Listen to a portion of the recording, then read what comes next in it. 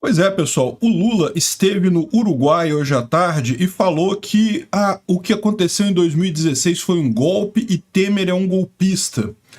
E essa coisa pegou muito mal, o próprio Temer respondeu isso ao Lula, vamos falar sobre essas coisas e vamos entender porque que isso daí é algo que o Lula está cavando um problema enorme para ele com esse tipo de discurso, vamos entender por quê.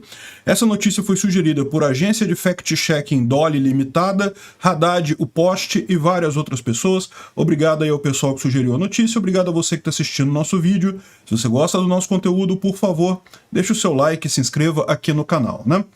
Pois bem, o Lula esteve agora à tarde no Uruguai e discursou ao lado de Luiz Alberto Lacalle Pou, nessa quarta-feira, agora dia 25, lá em Montevidéu e coisa e tal. E ele falou um monte de baboseira lá, ok, é o papel dele mesmo, representar o Brasil nesse tipo de coisa, né? E é uma coisa curiosa, porque o Lacalle Pou, ele é de direita, ele não é um presidente esquerdista, não é da turminha dele. E aí justamente o Lula falou que, não, as relações com o chefe de Estado não tem viés ideológico, né? Aí ele fala aqui, ó, hoje o Brasil tem 30... Isso aqui o Lula falando lá em Montevidéu, né? Hoje o Brasil tem 33 milhões de pessoas passando fome. Significa que tudo que fizemos de benefício social do meu país em 13 anos de governo foi destruído em 6 anos ou em 7 anos. Nos 3 do golpista Michel Temer e nos 4 de Bolsonaro, né? E isso é um problema por vários aspectos, né? Primeiro, chamar de golpe o impeachment da Dilma. Eu já expliquei para vocês que não foi golpe, foi tudo dentro do que está previsto na Constituição, inclusive avalizado pelo STF. O fato de que, depois disso, a Dilma foi considerada inocente, né? O TCU inocentou ela disso, advém da diferença do tipo de processo que corre em cada caso. É assim mesmo, isso é normal na justiça.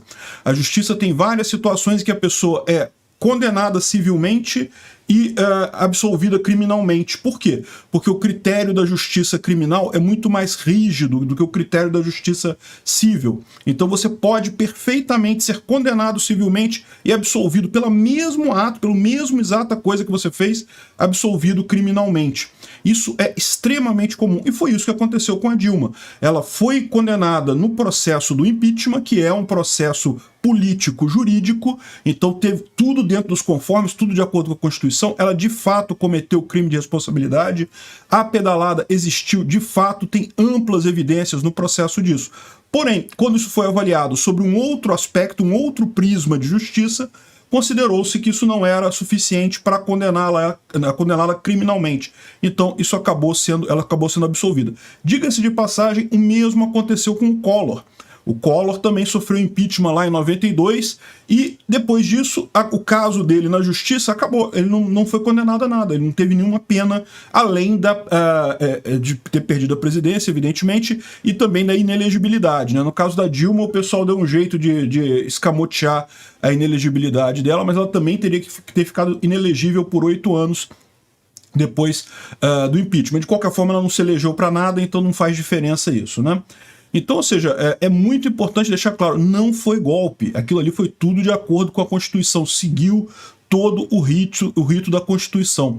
Esse negócio do PT tentar colocar isso como golpe, isso vai acabar prejudicando o próprio PT e ajudando a oposição, ajudando até Bolsonaro, sabe por quê? Porque ele começa a colocar o pessoal do centro político, em que muita gente apoiou o Lula porque não estava insatisfeito com Bolsonaro, Bolsonaro monopolizou a direita, tirou o espaço de muita gente ali do PMDB, do PSDB, aquela turma mais do centro ali, o Bolsonaro tirou o espaço desse pessoal, então teve muita gente ali no centro, PSDB, por exemplo, tava muita gente contentíssima com o Lula voltando ao poder, né? Porque agora eles voltam a ser, entre aspas, direita para algumas pessoas no eleitorado, né? Então, esse tipo de ação dele insistindo nesse assunto pode prejudicar até o próprio PT. Não apenas no que tange à questão política de partidos políticos, mas também no que tange à questão jurídica, porque o STF avalizou o impeachment. O Lewandowski foi quem presidiu o impeachment da Dilma. Então ele foi lá, ele que seguiu o julgamento e acabou fazendo o afastamento da Dilma. Então não tem o que dizer acerca disso daí, do que aconteceu lá. Foi um impeachment, um processo exatamente como aconteceu com o Collor, aconteceu com o PT, extremamente justo, extremamente consistente dentro da legalidade, né? É lógico, do ponto de vista político, tem todo um outro contexto para isso. A Dilma, de fato, perdeu o cargo. Por quê? Porque estava administrando mal o país, a verdade é essa, todo mundo viu isso, esse é o grande problema, né? Não é por outro motivo que se diz que o impeachment é um processo político-jurídico. Tem que ter a causa jurídica, tem que ter o crime de responsabilidade. Mas esse tipo de coisa só prossegue, só vinga, se você tiver também o lado político amarrado, né?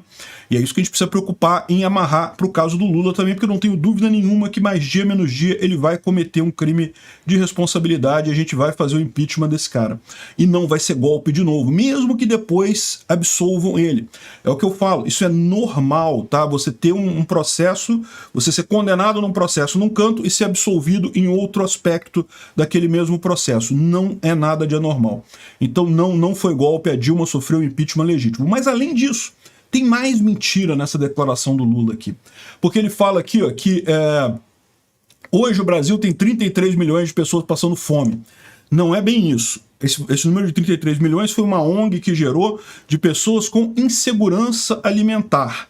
E é uma coisa bem questionável, que a pessoa que não tem comida para não sei quantas refeições por dia, 4 refeições por dia, é um número bem forçado mesmo. Não quer dizer que a pessoa esteja passando fome. É insegurança alimentar. E se você olhar aqui, aqui, ó, esse aqui é o G1, tá? Você pode procurar essa notícia aqui, ó. Notícia de 26/11/2010. Portanto, logo após o fim do governo Lula. O resultado final do governo Lula.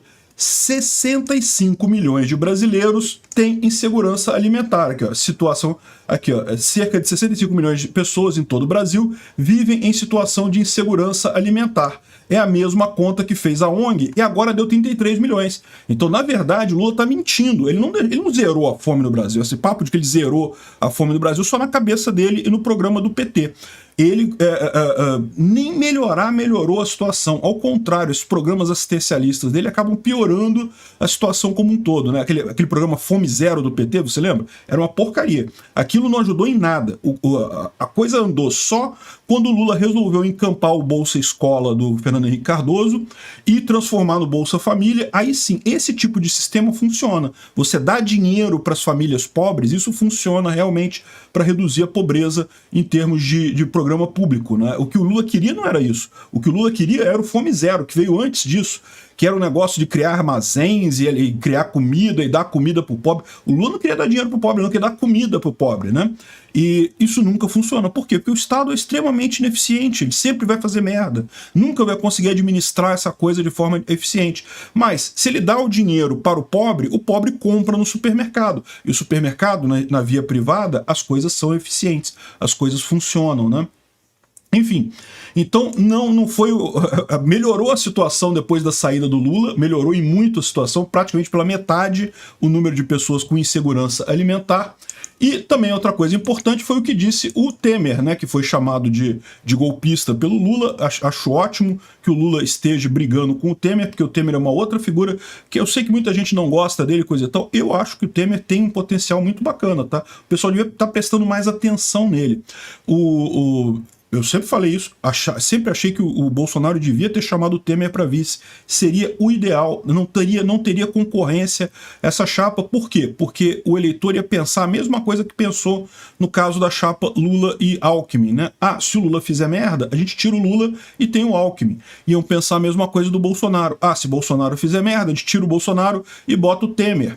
E qual que é o problema disso, né? O problema disso é que se você abre mão desse tipo de meio termo, eu sei que o risco de impeachment é ruim, Bolsonaro não queria sofrer o impeachment, e eu concordo com isso, mas a questão toda ficou sem a presidência também, né? Bem ou mal ele poderia ter virado na presidência, governado por mais um tempo, e provavelmente acabar o mandato dele, porque ele tem maioria na Câmara, então a chance de alguém colocar um impeachment seria muito pequena nesse caso, né? Mas enfim, isso aí é só um parênteses.